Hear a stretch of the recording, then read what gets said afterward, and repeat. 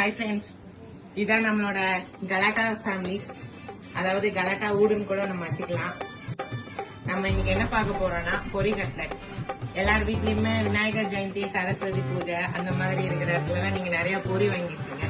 சில பேர் அதை குப்பையில போடலான்னு மூட்டை கட்டியிருப்பீங்க, சில பேர் டப்பால போட்டு ஓரமா முக்கு சந்தையில வச்சிருக்கீங்க. நம்ம இன்னைக்கு அதை வச்சுதான் இன்னைக்கு நம்ம வித்தியாசமா பொரி கட்லட் பண்ண போறோம். இதுதான் இன்னைக்கு பொரி கட்லட்க்கு தேவையான விஷயம். ஓகே, இப்ப நம்ம தண்ணிலாம் ட்ரைன் பண்ணிட்டோம். இப்ப வந்துட்டு அதுக்கு தேவையான மசாலா எல்லாம் எடுத்துக்கலாம்.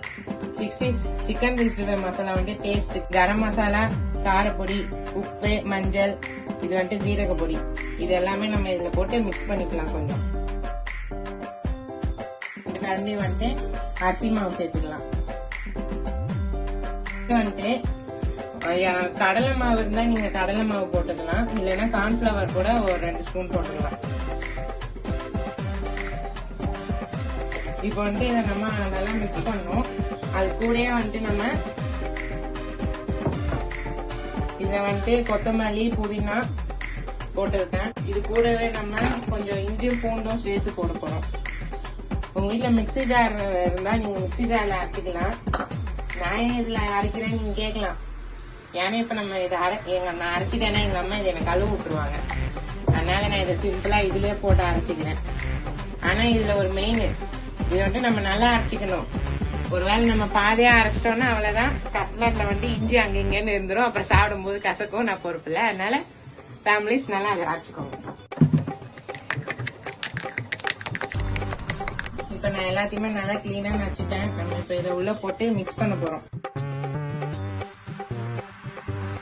கூட வந்துட்டு ஒரு ஆனியன் ஃபுல்லா குட்டி குட்டியா கட் பண்ணி வச்சிருக்கேன். இதை போட்டு நம்ம நல்லா இப்ப மிக்ஸ் பண்ணிக்கலாம். கொஞ்சமா தண்ணி சேர்த்துக்கணும்.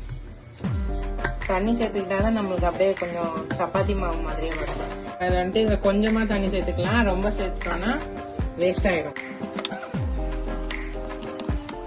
இப்போ வந்துட்டு நம்ம அதை நல்லா பிசைஞ்சதுனால இந்த கன்சிஸ்டன்சிக்கு வந்துடும்.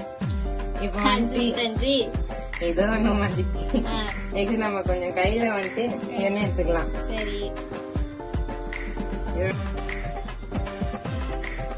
சேர்ந்து நம்மளுக்கு வந்துட்டு நீங்க எவ்வளவு பெருசா வேணுமோ அவ்வளவு பெருசா ஊட்டிக்கலாம். நான் இப்ப கொஞ்சம் குட்டி குட்டியா தான் ஊட்டுறேன். ஓகே, நெக்ஸ்ட் வந்துட்டு இதை நம்ம வந்துட்டு அப்படியே கூட நம்ம பொரிக்கலாம். இல்ல உங்களுக்கு இன்னும் கொஞ்சம் கிறிஸ்பி வேணும்னா இதுமே பண்ணிக்கலாம்.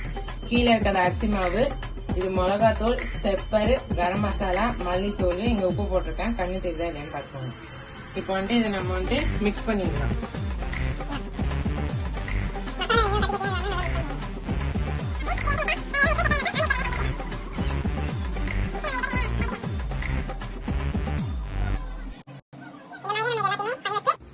நம்ம வந்துட்டு எண்ணெயில வந்துட்டு ஒன்னொன்னா பொரிக்க போறோம்.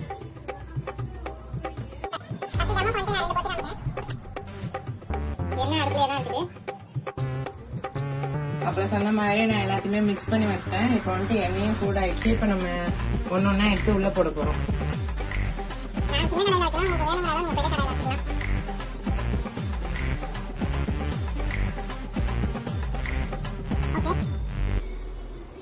ஓகே கைஸ், இப்ப நம்ம வந்துட்டு அப்பல எண்ணெயில போட்டதெல்லாம் இப்ப வந்துட்டு நம்ம பொரிச்சு எடுத்துட்டோம். இப்ப வந்துட்டு இத பிரிச்சு காமிக்கிறேன் பாருங்க.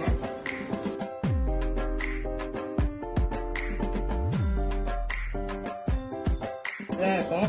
இது சைட் டிஷ் வந்துட்டு நம்ம சாஸ் வச்சுக்கலாம், இல்லைன்னா மயோனைஸ் கூட வச்சு நம்ம சாப்பிடலாம்.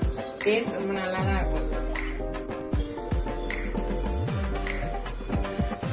ஓகே கைஸ், உண்மையிலேயே ரொம்ப நல்லா இருக்கு. இந்த வீடியோ வந்துட்டு நீங்க நிறைய பேருக்கு ஷேர் அண்ட் கமெண்ட் பண்ணுங்க. இதே மாதிரி நீங்களும் உங்க வீட்டுல இருக்க பொரியை வந்துட்டு யூஸ்ஃபுல்லா மாத்திக்கோங்க. இந்த வீடியோ நல்லா இருந்துச்சுன்னா லைக் அண்ட் சப்ஸ்கிரைப் பண்ணிருங்க. நிறைய பேருக்கு ஷேர் பண்ணுங்க. நன்றி, வணக்கம்.